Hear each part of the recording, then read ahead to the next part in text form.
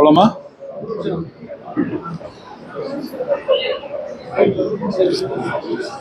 தமிழ்நாடு ஆசிரியர் முன்னேற்ற சங்கத்தின் மாநில செயற்குழு மற்றும் பொதுக்குழு கூட்டம் இன்று சென்னை வரதராஜபுரத்திலே நடைபெற்றது. இதிலே மாநில மாவட்ட நிர்வாகிகள், மாநில செயற்குழு மற்றும் பொதுக்குழு உறுப்பினர்கள் கலந்து கொண்டார்கள். இதில் பல்வேறு கோரிக்கைகள் தீர்மானமாக நிறைவேற்றப்பட்டிருக்கிறது. புதிதாக பொறுப்பேற்றிருக்கிற மாண்புமிகு தமிழ்நாடு முதலமைச்சர் அவர்களுக்கும் மாண்புமிகு பள்ளிக்கல்வித்துறை அமைச்சர் அவர்களுக்கும் ஒரு வாழ்த்துக்களை நாங்கள் முதல்ல தெரிவித்துக் கொள்கிறோம். இந்த அரசின் முன்பாக, பள்ளி கல்வித்துறையின் முன்பாக நாங்கள் வைக்கக்கூடிய இந்த கூட்டத்தின் வாயிலாக தீர்மானங்களாக வைக்கக்கூடிய கோரிக்கைகள், முதலாவது கோரிக்கை, இன்று ஆசிரியருடைய பணி பாதுகாப்பையே கேள்விக்குறியாக்கி இருக்கிற அந்த உச்ச நீதிமன்ற தீர்ப்பின் மூலமாக ஆசிரியர்கள் தகுதி தேர்வு முடிக்க வேண்டும் என்ற அந்த பிரச்சனை. இதிலே மாண்புமிகு தமிழ்நாடு முதலமைச்சர் அவர்கள், தமிழ்நாடு அரசு உடனடியாக ஒன்றிய அரசுக்கு அழுத்தத்தை கொடுத்து வரக்கூடிய பாராளுமன்ற கூட்டத்தொடரில் ஒரு சட்ட திருத்தத்தை கொண்டு வந்து இதற்கெல்லாம் ஒரு முற்றுப்புள்ளியை வைக்க வேண்டும். அதற்குரிய நடவடிக்கைகளை தமிழ்நாடு அரசு உடனடியாக எடுக்க வேண்டும். அதோடு கூட உச்ச நீதிமன்றத்திலே சட்ட போராட்டத்தையும் இன்னும் வேகப்படுத்தி உச்ச நீதிமன்றத்திலே ஒரு விலக்கை பெற வேண்டும். பாராளுமன்றத்திலே கட்டாய கல்வி சட்டம் என்னைக்கு கொண்டு வந்தாங்களோ அதுக்கு முன்னாடி பணியில் சேர்ந்த ஆசிரியர்களுக்கு தகுதி தேர்வு தேவையில்லை என்ற ஒரு சட்ட திருத்தம், அதே ஆணையை தான் இரண்டாவது வாய்ப்பா உச்ச நீதிமன்றத்திலையும் நீதி போராட்டத்தின் வாயிலாக தமிழ்நாடு அரசு பெற வேண்டும் என்ற இந்த கோரிக்கை. இதற்கு இடையில தான் நாங்கள் ஒரு சேஃப்டிக்காக தான் அந்த தகுதி தேர்வு பணியில் இருப்பவர்களுக்கான தேர்வு எழுதணும். அதுலேயும் தேர்வுகள் பார்த்தீங்கன்னா மிக கடுமையான தேர்வுகளாக இருந்து ஆசிரியர்கள் மிகப்பெரிய புலம்ப ஆரம்பிச்சாங்க.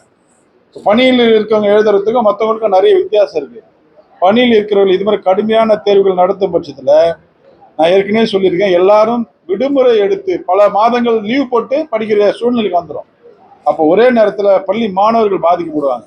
வெளியில காம்படிட்டருக்கு எழுதுறவங்க வேற, ஆசிரியர் பணியில் எழுதுறவங்க, மாணவர் நலனும் பாதிக்கக்கூடாது. அந்த அடிப்படையில் அந்த தகுதி தேர்வு என்பது பணியில் இருப்பவர்களுக்கு எளிமையாக தான் இருக்கணும்.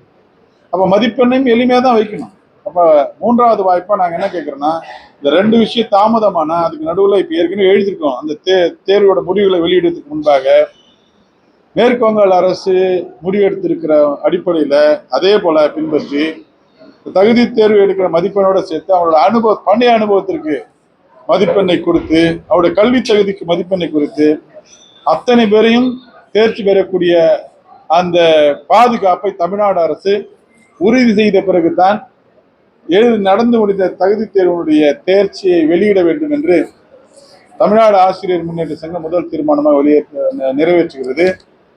அடுத்த கட்டமாக எங்களுடைய வாழ்வாதார கோரிக்கை, பல ஆண்டுகளாக நாங்கள் போராடி வந்த கோரிக்கை, கடந்த ஆட்சியிலே நாங்கள் தொடர்ந்து வலியுறுத்தி வந்த கோரிக்கை, மீண்டும் பழைய ஓய்வூதிய திட்டத்தை அமல்படுத்த வேண்டும் என்று பல்வேறு கட்டங்களுக்கு பிறகு கடந்த ஆட்சியிலே தமிழ்நாடு உறுதியளிக்கப்பட்ட ஓய்வூதிய திட்டம் என்று அந்த திட்டம் அறிவிக்கப்பட்டது. அந்த திட்டத்திற்குரிய அந்த செயல்முறைகளை அந்த ப்ரொசீடிங்கா வெளியிடாத வந்த காரணத்தின் காரணமாக அதை அமல்படுத்துவதிலே சில சுணக்கம் இருந்தது. ஆனால் தமிழ்நாடு அரசு ஒரு வெள்ளை அறிக்கை வெளியிட்டு அந்த வெள்ளை அறிக்கையிலே டாக்ஸ் திட்டத்தை அமல்படுத்தியதால் கூடுதலாக ஒரு 5000 கோடி செலவாகும் என்று ஒரு வெள்ளை அறிக்கையில் சொல்லியிருந்தாங்க. எங்க பணத்திலே எங்களுக்கு ஓய்வூதியத்தை தருகிறார்கள் என்று சொன்னவர்கள் அன்று யோசித்து பார்த்தார்கள். 5000 கோடி கூடுதல் செலவு என்பது அரசுடைய கூடுதல் செலவு என்று உணர்ந்தார்கள்.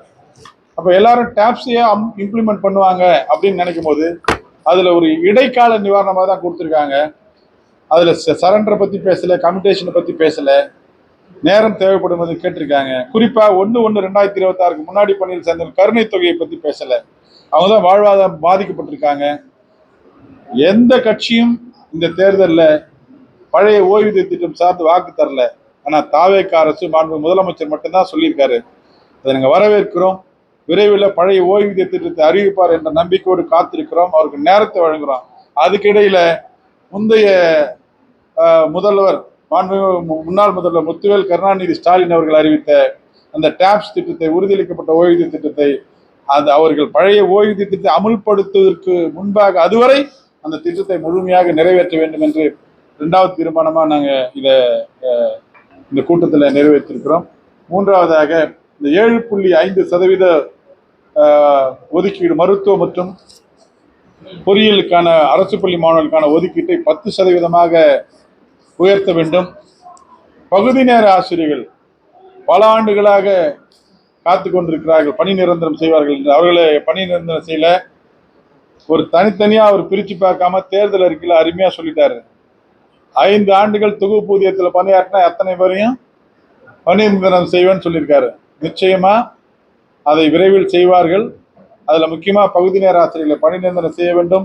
128 தொழிற்கல்வி ஆசிரியர்களை பணி நிரந்தரம் செய்ய வேண்டும். எல்லாத்தையும் சேர்த்து 5 ஆண்டுகள் முடித்தவர்கள் அத்தனை வரையும் பணி நிரந்தரம் செய்ய வேண்டும். அப்போதுதான் சிறந்த நிர்வாகத்தை அரசு அமைக்க முடியும் என்ற அடிப்படையிலே அதை அவர் நிறைவேற்ற வேண்டும் என்று எங்களுடைய கோரிக்கையை நாங்கள் வைக்கிறோம். அடுத்த கட்டமாக கடந்த காலத்தில் சம வேலைக்கு சம ஊதியம் என்ற ஒரு போராட்டத்தை அறிவித்து கிட்டத்தட்ட 27 நாட்கள் அவங்க போராடினாங்க. எவ்வளவு முயன்றும் கூட கடைசி நேரத்தில் அவங்களுடைய கோரிக்கை நிறைவேறவில்லை. அவருடைய மீது எடுக்கப்பட்ட ஒழுங்கு நடவடிக்கைகளை ரத்து செய்யவில்லை. இன்னி வரை இருக்காங்க. மாண்புமிகு தமிழ்நாடு முதலமைச்சர், பள்ளிக்கல்வித்துறை அமைச்சர் இந்த விஷயத்தில் தலையிட்டு முதல் கட்டமாக இந்த 27 நாள் அவங்க மீது எடுக்கப்பட்ட ஒழுங்கு நடவடிக்கை ரத்து பண்ணதோடு மட்டுமல்லாமல் இந்த போராட்ட காலங்களை பணி வரைமுறைப்படுத்த வேண்டும் என்று தமிழ்நாடு ஆசிரியர் மன்றத்தின் சங்கத்தின் சார்பாக கேட்டுக்கொள்கிறோம். இந்த அரசு ஆசிரியர் அரசூழியர்களை பெரிதும் மதிக்கிற அரசாக இருக்க வேண்டும் என்று நாங்கள் நம்புகிறோம். அதோடு மட்டுமல்லாமல் இந்த மாணவர் நலன் சார்ந்து பல்வேறு கோரிக்கைகள் தீர்மானங்களாக நிறைவேற்றப்பட்டிருக்கிறது. அதில் குறிப்பாக சத்துணவு திட்டத்தை 12ஆம் வகுப்பு வரை நாங்கள் நீடிக்கணும்னு இந்த செயற்குழு தீர்மானம் மாண்புமிகு முதலமைச்சருக்கு தீர்மானம் நிறைவேற்றிருக்கிறோம். அந்த சைக்கிள் கொடுக்குற அந்த திட்டம் கூட 12வது முடிவில் தான் தராங்கன்னு ஒரு செயல்பாடு இருக்கு. இதை 11ஆம் வகுப்பிலேருந்து அந்த மாணவர்களுக்கு வழங்கினா அது மிகப்பெரிய பயனா இருக்கும். அதோடு மட்டுமல்லாமல் 2004, 2006 தொகுப்பூதியத்தில் கிட்டத்தட்ட 53,000 ஆசிரியர்கள் நியமிக்கப்பட்டார்கள். அவருடைய தொகுப்பூதிய காலத்தை பணிக்காலமாக மாற்ற வேண்டும் என்று நாங்கள் தொடர்ந்து வலியுறுத்தி கொண்டிருக்கிறோம். அந்த கோரிக்கையும் நிறைவேற்ற வேண்டும். இன்னொரு விஷயம் இப்போ வைரலாக போயிட்டு இருக்கு. அந்த ப்ரொமோஷன் 5 ஆண்டுகளாக நடக்கல. அதில் உச்சநீதிமன்ற தீர்ப்பின் அடிப்படையில் நடக்காமல் இருக்கு. விரைவாக அதுக்கு ஒரு முற்றுப்புள்ளி வைத்து நான் முதல்ல சொன்ன மாதிரி அந்த சட்ட திருத்தத்தை கொண்டு வந்து மூதுரிமை அடிப்படையில் தான் எந்த நீதிமன்ற வழக்கு இருந்தாலும் அது பள்ளிக்கல்வித்துறை அதை பார்க்கணும்.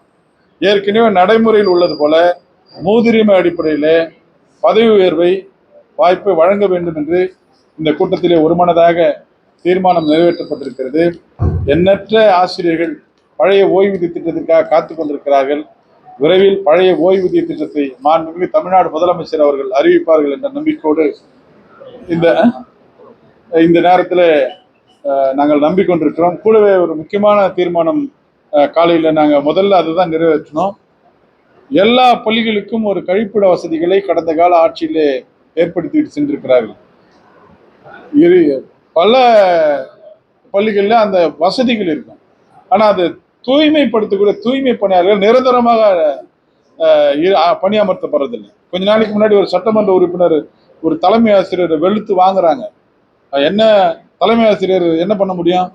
அவங்க பாத்ரூம் போய் கிளீன் பண்ண முடியுமா? அப்போ தூய்மை பணியாளர்கள் நிச்சயமா போடணும். இந்த காலத்து குழந்தைகள், பிஞ்சு குழந்தைகள் ரொம்ப ஹைஜீனிக்காக இருக்கிற ஒத்த குழந்தை 2 குழந்தை தான் இப்போ எல்லாமே. இந்த குழந்தைகள் எல்லாம் அரசு பள்ளியில் அந்த டாய்லெட்லாம் கிளீனாக இருக்கணும்னு தான் எதிர்பார்க்குறாங்க. மாற்று கருத்து இல்லை. சட்டமன்ற உறுப்பினரோட எதிர்பார்ப்பும் நல்ல விஷயம்தான். ஆசிரியரோட நிலைப்பாடும் கொஞ்சம் யோசிச்சு பார்க்கணும். உடனடியாக போர்க்கால அடிப்படையில் அனைத்து அரசு பள்ளிகளிலும் கட்டட கழிப்பிட வசதி இருக்கு. அதை தூய்மையாக வைத்திருக்கு நிரந்தர தூய்மை பணியாளர்களை இந்த அரசு நியமிக்க வேண்டும் என்று இந்த கூட்டத்தின் வாயிலாக தீர்மானமாக நிறைவேற்றி வேண்டுகோள் வைக்கிறோம். தியாகராஜன், மாநில தலைவர், தமிழ்நாடு ஆசிரியர் முன்னேற்ற. அனைத்து பள்ளிகள் இப்ப கூட பாத்தீங்கன்னா ஒரு சட்ட உறுப்பினர் ராணிப்பேட்டை நினைக்கிறேன் அந்த அம்மா வீட்டுக்கு எச்சம் வரும் தெரியுது பார்க்கும். இந்த பக்கம் திரும்பி பார்த்தா அது பேசுறதுலயும் தப்பு இல்லைன்ற மாதிரி தோணுது. கவர்மெண்ட் செக்டர்ல இப்ப இல்ல, இப்பதான் குறை சொல்லல, எப்பயுமே அது அந்த குறை தான். நம்ம ஏற்கனவே கடந்த ஆட்சிகள் கூட காகிதத்தை கட்டி வச்சுட்டு நடுவுலதான் என்ன ஆகும். அது ரொம்ப முக்கியம். நீங்க வருங்காலத்தில் காலத்தோட கட்டாயம் தூய்மை பணியாளர்களை பள்ளியில முழு நேர பணியாளர்களாக கடந்த கால ஆட்சியில் சம வேலைக்கு சம ஊதியம் என்ற ஒரு கோரிக்கைக்காக போராட்டம். ஜனவரி 5 இருந்து பிப்ரவரி 1 வரை கிட்டத்தட்ட 37 நாள் நினைக்கிறேன் கூட அதுக்காக ட்ரை பண்ணார். அப்ப முதல் கட்டமாக அவருடைய போராட்ட காலங்களை அவர் மீது எடுக்கப்பட்ட நடவடிக்கைகளை ரத்து செய்ய வேண்டும். அந்த போராட்டங்களை அந்த பீரியட வரைமுறைப்படுத்த வேண்டும் நம்ம சொல்றோம். நம்ம மேல பல வெறுப்புகள் இருந்தாலும் பல பேர் அதை சொன்னாலும் என்னைக்குமே அன்னிலிருந்து இந்த வரை 4000 ரூபாயில இருந்து 2 வருஷம் நம்ம கஷ்டப்பட்ட அந்த ஃபீல்ட்ல நிச்சயமாக கிட்டத்தட்ட 15 ஆண்டுகளுக்கு மேலாக பணியாற்றி கொண்டிருக்கிற சகோதர சகோதரிகள் இந்த பகுதி நேர ஆசிரியர்களை பணி நிரந்தரம் செய்ய வேண்டும் என்ற நான் ஜாக்டோ சார்பா மாற்று முதலமைச்சர் அவர்களை சந்திக்கும் போது வாய்ப்பு கிடைக்கும். எல்லாரும் பேசும்போது கடைசியா நான் சந்திச்சு பேசியிருந்தேன். மாற்று ஜோசப் விஜய் அவர்களை சந்திச்சு 15,000 பணியிடங்கள் பள்ளிக்கல்வித்துறை நிரப்பப்படும் என்று மாற்று பள்ளிக்கல்வித்துறை அமைச்சர் சொல்லியிருக்காரு. அந்த பணியிடங்களை நிரப்புவதற்கு முன்பாக கிட்டத்தட்ட 12,000 13,000 பார்ட் டைம் டீச்சருக்காங்க. பாவம் வேதனையோட அவங்களை நீங்க பணி நிரந்தரம் செய்துட்டு தான் அடுத்த கட்டமா போனது நேரடியா முதலமைச்சர் கிட்ட அதை வலியுறுத்தி வந்திருக்கிறேன். அதே மாதிரி நம்ம தாங்கி பிடித்து வெற்றி பெற முடியவில்லை நம்ம வேதனையோட இருக்கிற ஒரு விஷயம். கடைசியில் அதையும் 128 தொழிற்கல்வி ஆசிரியர்கள் பாவம் சொல்லி மைண்ட்ல மனப்பாடமாயிடுச்சு. அவங்கள கூட கடைசி நேரத்தில் பண்ண முடியல. அவர்களையும் பணி நிரந்தரம் செய்ய வேண்டும் என்ற அந்த கோரிக்கையை நம்ம என்ன பண்றோம், இந்த செயற்குழு பொதுக்குழு வாயிலாக நம்ம தீர்மானம் நிறைவேற்றோம். வேற நம்ம மக்கள் நம்ம சார்ந்த விஷயங்கள் என்னது